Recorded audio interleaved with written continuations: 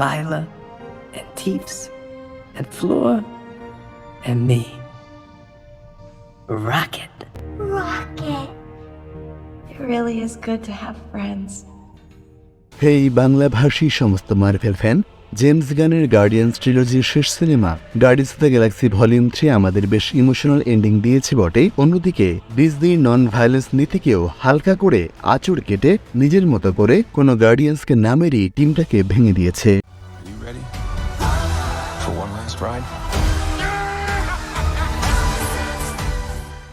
Guardians 3-তে সর্বমোট 2টি post credit scene আছে।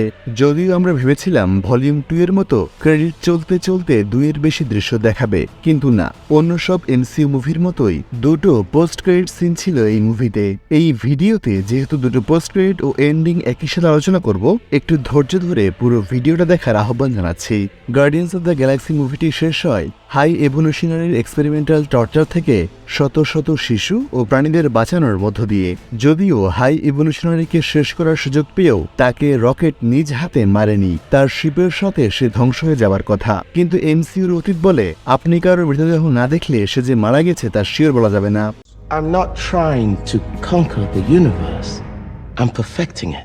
হাই ইভলিউশনারি শুধু যে এক কাউন্টার আর্থেই তার এক্সপেরিমেন্ট চালিয়েছে ব্যাপারটা তা নয়। এই মুভিতে ক্লিয়ার করা হয়েছে গার্ডিয়ান্স 2 মুভিতে দেখানো গোল্ডেন সোভেরিয়ান জাতি, যেখানকার আয়েশা অ্যাডাম দ্য ওয়ার্লডকে জন্ম দিচ্ছিল, তারাও এই সাইকো বিজ্ঞানীর হাতেই তৈরি। এমনকি গার্ডিয়ান্স 2 মুভির শুরুতে ব্যাটারি খাদক যে অবেলিস্কের সাথে লড়াই হয়েছিল, এই অবেলিস্কও সাইকো বিজ্ঞানের উইয়ার্ড এক্সপেরিমেন্টের শিকারে মহাজাগতিক দানবে পরিণত হয়েছে। অ্যাডাম দ্য ওয়ার্লক জাস্ট টিনেজ অবস্থায় আছে, তাকে সময়ের আগেই কোকুন থেকে বের করে তার দাসত্বে লাগিয়েছিল হাই ইভলিউশনারি। কমিক থেকে পুরোপুরি স্টোরিলাইন আলাদা করে ফেলা হয়েছে অ্যাডাম ওয়ারলকের। পুরো মুভিতে গার্ডিয়ান্সের বিরুদ্ধে থাকলেও মা এশার মৃত্যুর পর সে হাই ইভলিউশনারির আসল চেহারা চিনতে পারে। শেষ মুহূর্তে স্টার লর্ডকে নিশ্চিত মৃত্যুর হাত থেকে বাঁচায় সে, এবং প্রথম পোস্ট ক্রেডিটে দেখি সে নতুন গার্ডিয়ান্স টিমের অংশ।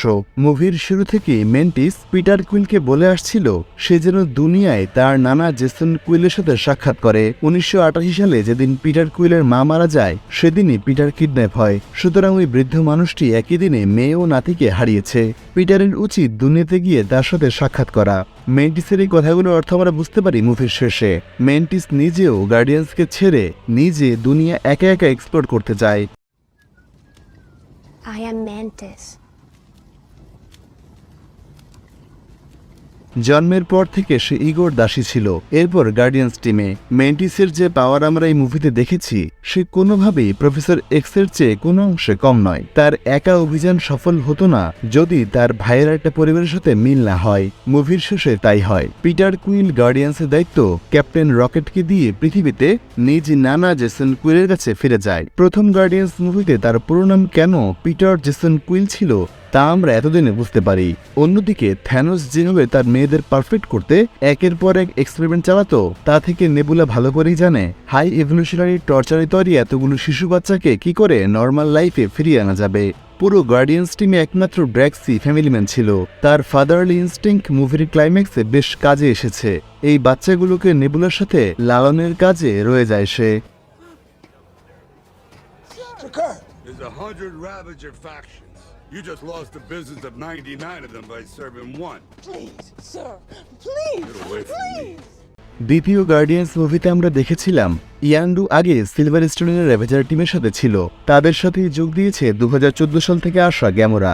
এই এক মুভিতে গার্ডিয়ান্স টিম ও পিটার কুইলকে ভালো করে বুঝলেও তাদের আগের ইকুয়েশন তৈরি হয়নি।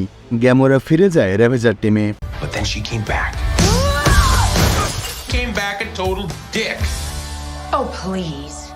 He left out some important information, but that is the gist of it. বস্তুত জয়ী সালডিয়ানা ও ডেভ বাতিস্তা আগে অ্যানাউন্স করেছিল মার্ভেল থেকে বিদায় নেবার। সেটাই হলো। প্রথম পোস্ট ক্রেডিট সিনে আমরা নতুন গার্ডিয়ান্স টিমকে দেখি।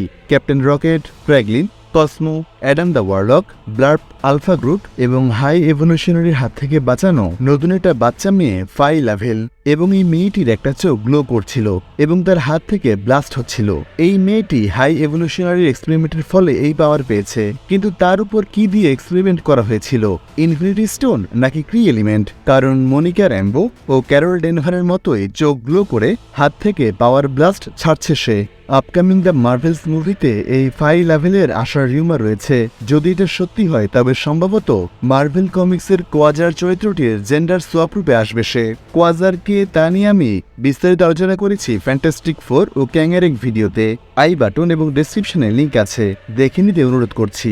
আলফা গ্রুটকে নিয়ে আলাদা করে একটা বিষয় বলতে হয়। এই গ্রুট ধীরে ধীরে প্রথম গার্ডিয়ান্স মুভিতে হৃদয় জয় করা গ্রুটের মতো বেড়ে উঠছে এবং তার পাওয়ারের অনেক রকম ছোঁয়া আমরা দেখেছি এই মুভিতে। তবে মুভির শেষ দিকে গ্রুট তার চিরাচরিত আই এম গ্রুট না বলে আই লাভ ইউ গাইজ বলে। হল ভর্তি দর্শক চেঁচিয়ে উঠলেও কোনো গার্ডিয়ান্সকে রিয়েকশন দিতে দেখা যায়নি।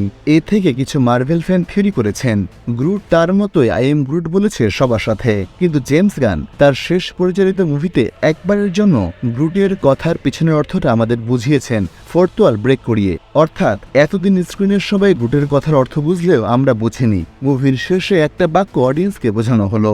দ্বিতীয় পোস্ট ক্রেডিট সিনে পিটার কুইল তার নানার সাথে বসে ব্রেকফাস্ট করছে। নানার হাতের পত্রিকায় কেভিন বেকন তার এলিয়েন এনকাউন্টার সম্পর্কে বলেছেন এমন নিউজ ছাপা হয়েছে। এটা obviously guardians of the galaxy holiday স্পেশালকে ইঙ্গিত করে বলা হলো। তারা পাশের বাড়ির 45 বছর বয়স হয়ে অকর্মণ্য ছেলের সম্পর্কে কথা বলছিল। এমন সময় ফাইনাল ক্রেডিটে ওঠে the legendary star Lord will return. এই উপাধি অবশ্যই স্টার লর্ডের শুরু থেকেই কসমিক জগতে আছে। তবে 2014 সালে একই নামের কমিক বুকে একটা স্পেশাল স্টোরি আছে। এই কমিক বুকে জানা যায় স্টার লর্ড ইগর সিলেস্টিয়াল ব্রিজে জন্ম নিলেও তার দুনিয়ার বাবার নাম ছিল জেসন। তার ঔরসে স্টার লর্ডের মা এক মেয়ের জন্ম দিয়েছিলেন, যে কিনা স্পার্টান কর্পের একজন কমান্ডার। এমসিইউতে পিটারের নানার নাম জেসন, তার বোন মেন্টিস একজন অতিমানবীয় নারী। পিটার কুইল এখন দুনিয়াতেই আছে, যে দুনিয়া আর কদিন পরেই ক্যাং ডাইনেস্টিতে পরিণত হবে।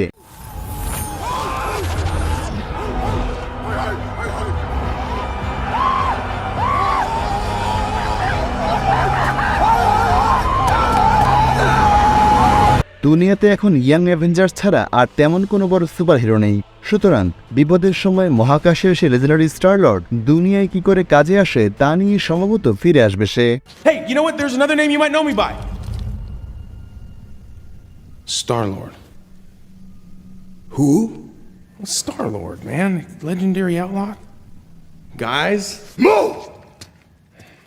কেমন লাগলো এই ভিডিও? আমি 99 কিলোমিটার আসা যাওয়া করে আজকের সিনেমাটা দেখে রাত জেগে বসে এই ভিডিওটা বানিয়েছি শুধুমাত্র বাংলাভাষী মার্ভেল ফ্যানদের জন্য। আপনাদের প্রতি অনুরোধ থাকবে ভালো মন্দ কমেন্ট করে জানাবেন, ভিডিওতে লাইক দিন, মার্ভেল ফ্যানদের সাথে শেয়ার করুন। প্রথমবার যারা চ্যানেলে এলেন তারা আমার বাকি ভিডিওগুলো চেক করে ভালো লাগলে সাবস্ক্রাইব করবেন প্লিজ। ডেসক্রিপশনে আমার ইনস্টাগ্রাম লিঙ্ক আছে, ফলো করতে ভুলবেন না। Guardians of the Galaxy volume 3 নিয়ে আপনাদের আর কিছু জানা থাকলে আমি অন্য একটা ভিডিওতে এক্সপ্লেন করব, তাই কমেন্ট করুন। ভালো থাকবেন, টাটা।